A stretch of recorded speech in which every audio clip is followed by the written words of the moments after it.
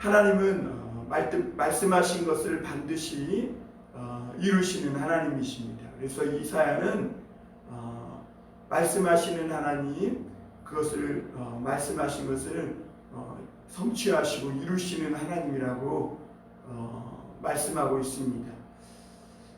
민수기서도 하나님은 시건치 아니하시고 그 말씀하신 것을, 약속하신 것을 이루시고 행하시는 하나님이라고 말씀하고 계십니다.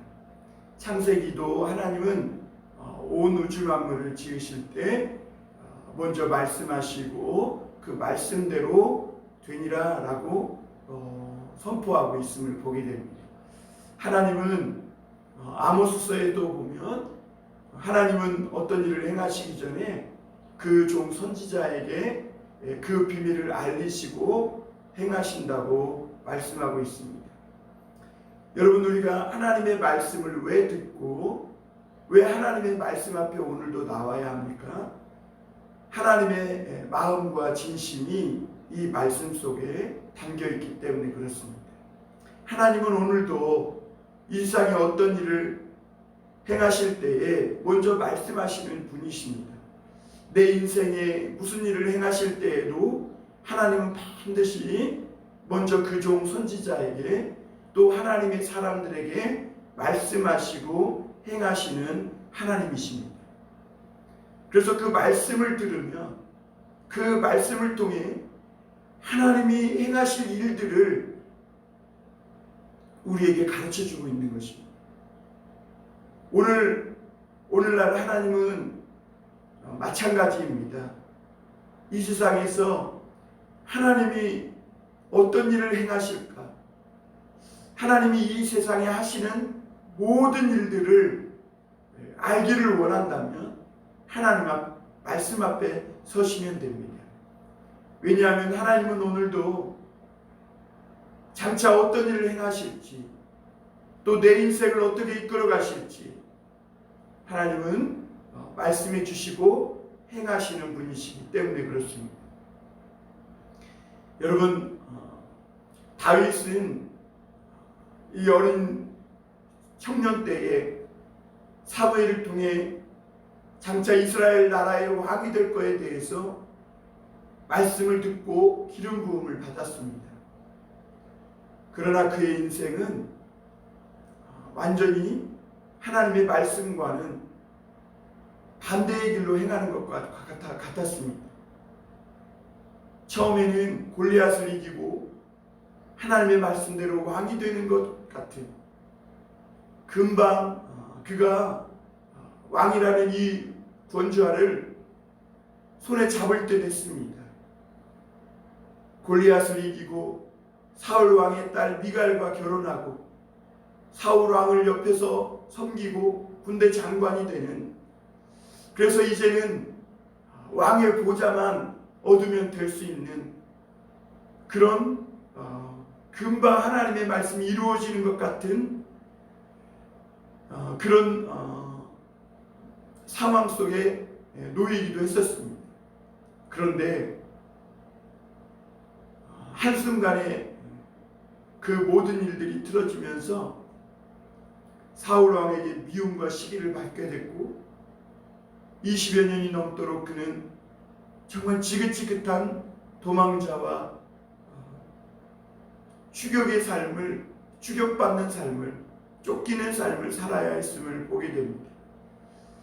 다윗에게는 이제 하나님의 말씀은 끝났구나, 내게서 하나님의 약속은 더 이상 성취되지 않는구나 라고 불신할 만한 상황들이 너무나 많이 있었습니다. 다윗의 현실 앞에는 하나님의 말씀이 그의 인생을 통해 이루어지기보다는 오히려 하나님의 말씀이 아무런 그의 인생 속에 어떤 그 능력도 발휘하지 못한, 하나님의 약속이 성취되기보다는 오히려 하나님의 말씀이 좌절되는 듯한 그런 현실을 맞이할 때가 많이 있었습니다. 그러나 하나님은 다윗이 완전히 실족하지 않도록 중간중간 하나님의 말씀의 맛을 이 맛보게 하고 체험하게 해주셨어요.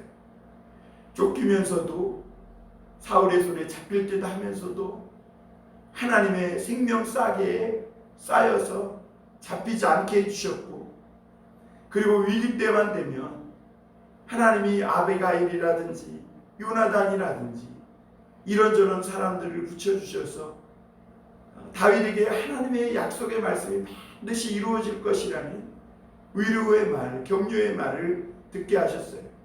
물론 그렇다고 당장 상황이 변하거나 달라진 것이 있었던 것은 아니에요. 아무것도 달라진 것이 없었어요. 현실은 여전히 쫓기고 여전히 배고프고 가난했고, 그의 현실은 여전히 그 아둘람 동굴이었어요.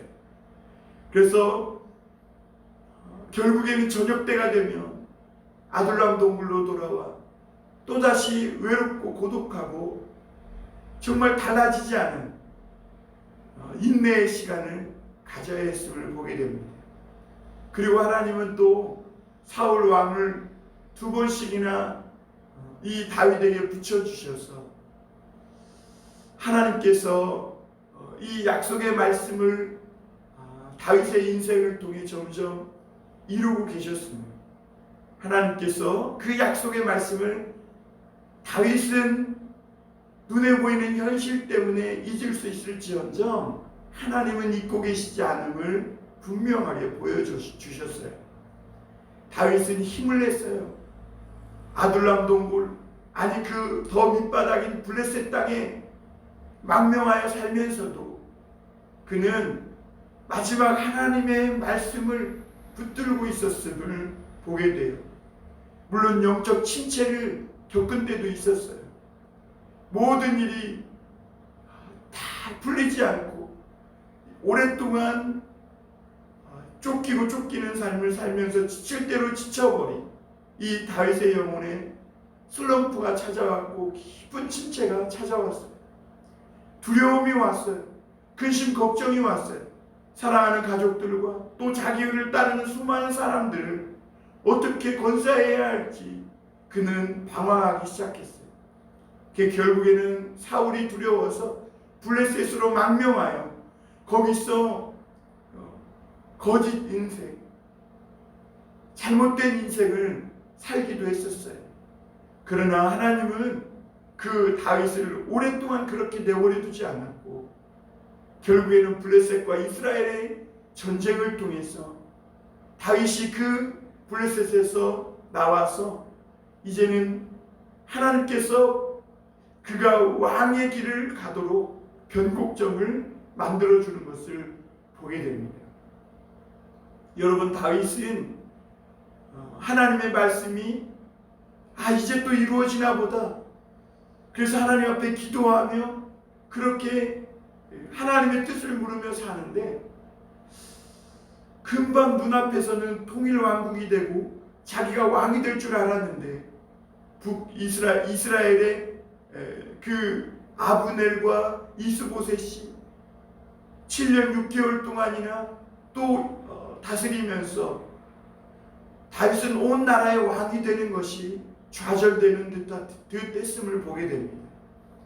그러나 다윗은 인내하고 또 하나님 안에서 인내하고 인내했을 때 하나님은 마침내 다윗에게 온 이스라엘을 다스리는 왕이 되게 하셨고, 언제적 말씀하셨는지 기억도 나지 않지만 그러나 하나님은 다윗은 잊었을지 모르지만 잊지 않았겠죠. 그러나 하나님은 잊지 않고 반드시 그 약속의 말씀대로 다윗에게 이루어 주셨음을 보게 됩니다. 여러분, 다윗이 이렇게 인내할 수 있었던 것은 아마 하나님의 말씀을 그가 끝까지 붙들었기 때문이 아닌가 이렇게 생각돼요. 그렇지 않았으면 다윗이라고 뭐 별 수 있겠어요? 다윗이 뭐 남들보다 무엇이 다르겠어요? 우리와 똑같은 인간 아니겠어요? 다윗이 어떻게 그렇게 파란만장한 인생을 살면서 그가 삐뚤어지지 않고 그가 나빠지지 않고 그가 소위 나쁜 놈이 되지 않고 어떻게 이렇게 인내하고 참고 기다릴 수 있었는가? 하나님의 말씀 때문이었다는 것이지. 다윗은 사울 왕에게 이런 말을 했었죠. 왕은 나를 죽이려 하지만 나는 아무 잘못이 없습니다. 악은 악에서 난다 하였사오니 나는 왕에게 악을 행치 않겠습니다. 여러분들 왜 어떻게 이렇게 행할 수 있었을까요? 다윗이 잘나서요? 다윗이 특별해서요? 아니에요. 하나님의 말씀을 붙들었기 때문에. 그래서 다윗은 시편에서 너희는 하나님의 말씀을 맛보아 알지어다. 하나님의 선하심을 맛보아 알지어다. 하나님의 말씀이 119편에서는 꿀송이보다 달다. 다윗은 머리로 말씀을 붙잡았을 뿐만 아니라 생각으로 말씀을 붙잡았을 뿐만 아니라 그 말씀을 삶의 현장에서 맛보았던 것이죠.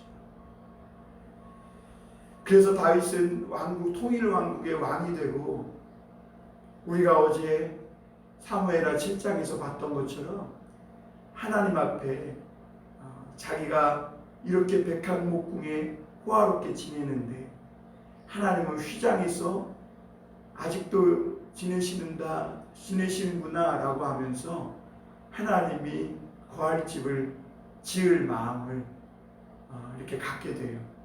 물론 다윗이 은혜 받고 정말 기쁨과 감사가 넘쳐서 하나님을 위해 무엇인가 해야 되겠다는 마음으로 하나님께 묻지도 않고 나단 선지자에게 말한 건 사실이에요. 그러나 하나님은요, 그에게 오히려 네가 나를 위해 집을 짓겠느냐 라고 하시면서 하나님은 오히려 하나님께서 다윗의 집을 세워주시겠다고 말씀하세요. 여러분, 우리가 하나님을 위해 무엇을 하는 것 같지만 사실은 하나님이 우리를 위해 놀라운 일을 행하시고 계신 것이죠.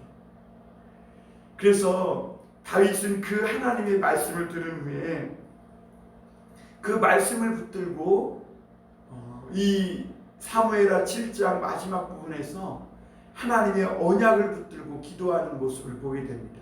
우리가 그 부분을 잠깐 한번 보겠습니다. 27절부터입니다. 만군의 여호와 이스라엘의 하나님이여 주의 종이 귀를 여시고 이르시기를 내가 너를 위하여 집을 세우리라 하셨으므로 주의 종이 이 기도로 주께 간구할 마음이 생겼나이다. 사무엘하 7장 27절에 보면 이제 다윗이 하나님을 위해서 집을 지어준다고 하니까 하나님께서 나단 선지자에게 그 밤에 말씀하셔가지고 너가 나를 위하여 집을 어떻게 짓겠느냐 한 거예요. 하나님이 나의 누구에게 집을 지어달라고 한 적 있느냐는 거예요. 그러면서 네가 나를 위해 집을 짓는 게 아니라 내가 너를 위해 내 집안을 세우리라 라는 말씀을 하신 것이죠. 그래서 다윗은 이 말씀을 듣고 기도할 마음이 생겼다는 것이죠. 여러분, 기도는요 하나님의 말씀을 듣고 하는 거예요. 내가 내 하고 싶은 말을 중언부언하는 게 아니에요. 그것은 마태복음 5장의 말씀처럼 이방인들이나 하는 거예요.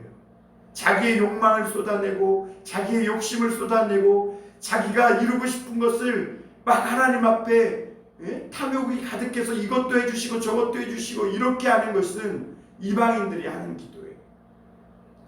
여러분, 진정한 이 그리스도인들의 기도는 하나님의 말씀을 듣고 하는 거예요. 사실 내가 하나님을 위해 집을 짓고 싶은 마음이 생겼는데 하나님은 말씀해 주시는 거예요. 너는 못 짓는다는 거예요.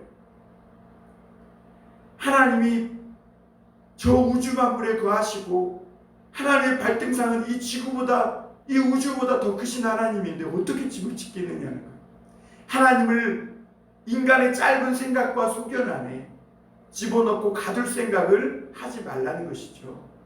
그러면서 오히려 하나님은 그러나 너가 그 은혜 받고 너가 하나님을 위해 무엇인가 하려고 하는 그 분에 넘치는 생각이지만, 그러나 그 마음을 하나님이 받으시고 하나님이 내 집을 지어주겠다 말씀하신 것이죠. 그래서 다윗은 이 말씀을 듣고 기도할 마음이 생겼다, 이렇게 하나님 앞에 고백하는 것을 보게 됩니다.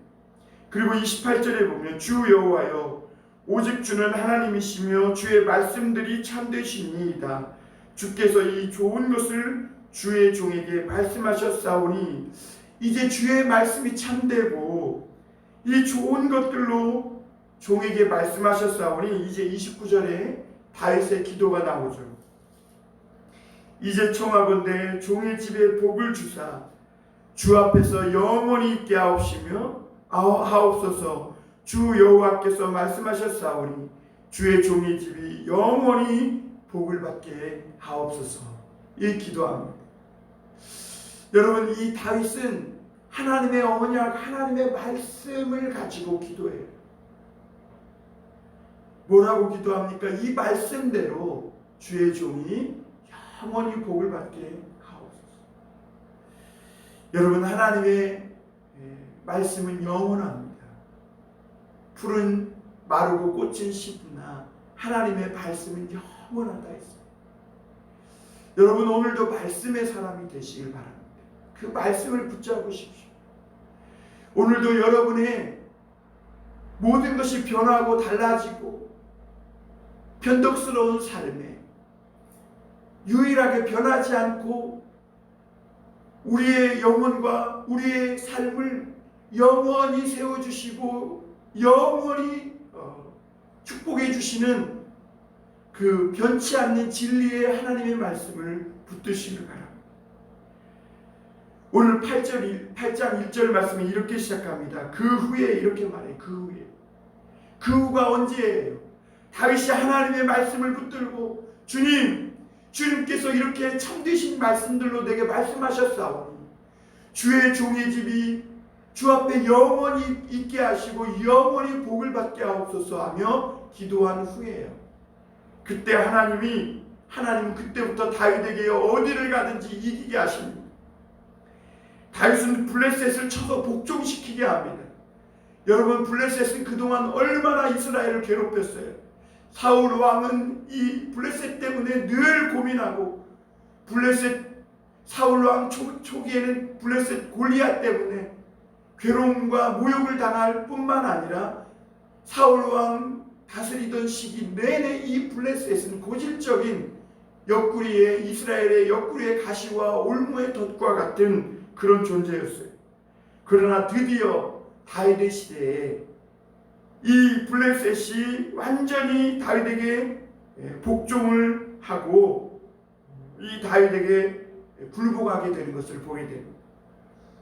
여러분, 모압과 이 에돔과 아말렉과 이 모든 이스라엘의 주변에는 이스라엘을 노리는 적들이 많이 있었어요. 그런데도 이스라엘을 잡아먹고 삼키지 못했던 것은, 오늘 그들이 이 약한 이스라엘에게 굴복한 것은 이스라엘이 군사력이 좋고 경제적으로 대단한 나라여서가 아니라 오히려 약하기 때문에 하나님을 의지하고 하나님이 그곳에 함께 계셨기 때문에 이 주변 나라들이 이스라엘 앞에 굴복하게 되고, 그래서 오늘 다윗을 통해서 하나님은 어디를 가든지 이기게 하셨다, 이렇게 말씀합니다. 여러분, 이 사무엘하 8장에서 하나님이 주시는 메시지를 요약해 보면 간단히 4개인데요. 첫째는 하나님이 어디를 가든지 다윗을 이기게 하셨다. 다윗이 하나님의 말씀에 복종하니까 주변의 모든 대적들이 이 다윗 앞에 굴복하게 되는 거예요. 여러분, 우리가 적들과 싸워 이기는 방법은 내가 내 자존심과 고집을 하나님 앞에 내려놓고 내 자신을 쳐서 복종시키는 거예요. 내가 하나님 앞에 굴복하면 하나님은 나의 주변의 모든 대적을 쳐서 굴복시키시고 또는 나의 편이 되게 해주시는 거예요. 나를 돕는 자가 되게 해주시는 것이죠. 그리고 오늘 다윗은 4절에 보면 가서 이길 때마다 그 얻는 이 병거나 이 말들의 힘줄을 다 끊었다 이렇게 말씀합니다. 신명기 17장에서 하나님은 하나님이 세우시는 왕들이 지켜야 할 덕목 중에 이런 마병을 많이 두지 말라고 했어요. 다윗은 그 말씀을 기억하고 이 말의 힘줄을 끄는 거예요. 하나님 외에 다른 것을 의지하지 않겠다는 것이죠. 병거나 마병이 아무리 많아도 그것은 하나님의 말씀을 의지하는 것보다 더 안전과 하나님의 말씀을 의지하는 것보다 더 자신을 지켜줄 수 있는 것이 못 된다는 것을 말의 힘줄을 끊음으로 그가 실제 삶에서 말의 힘줄을 끊음으로 오직 하나님만 믿고 하나님과만 연결된 하나님만을 자기의 힘줄로 삼는 그런 고백을 하게 된 것이죠. 그리고 이 다윗은 10절 11절에 보면 11절 12절에 보면 다윗은 이 어디를 가든지 이겨서 이 노력한 이 모든 전리품들을 하나님께 드렸다는 것입니다. 11절에 보면 다윗 왕이 그것도 여호와께 드리되 그가 정복한 모든 나라에서 얻은 은금 곧 아람과 모압과 암몬 자손과 블레셋 사람과 아말렉에게서 얻은 것들과 소바왕 르우베의 아들 하다데셀에게서 노력한 것과 같이 드리니라 그랬습니다. 하나님은 이 모든 것이 하나님의 것이라는 것을 다윗은 이 모든 것이 하나님의 것이라는 것을 고백했어요. 왜냐하면 다윗은 철저하게 아둘람 동굴까지 가난해지는 그 밑바닥을 경험해 봤기 때문에 그래요. 그러므로 하나님이 이 다윗에게 주신 이 모든 것들을 다윗은 도로 하나님 앞에 드리는 것을 보게 돼요. 그것은 철저하게 다윗이 자기의 인생, 자기의 삶, 자기의 모든 소유는 하나님의 것이라는 것을 고백하고 있는 것이죠. 그리고 마지막으로 이 다윗은 15절에 보니까 정의와 공의를 행했다 그랬어요. 15절에 보면 다윗이 온 이스라엘을 다스려 다윗이 모든 백성에게 정의와 공의를 행하였습니다. 다윗이 다스리는 동안 억울한 자나 또 불평과 불만을 가질 만한 이런 일들이 없었다는 거예요. 정의를 행하고 공의를 행했다는 거예요. 여러분, 사람이 어떻게 이렇게 행할 수 있습니까?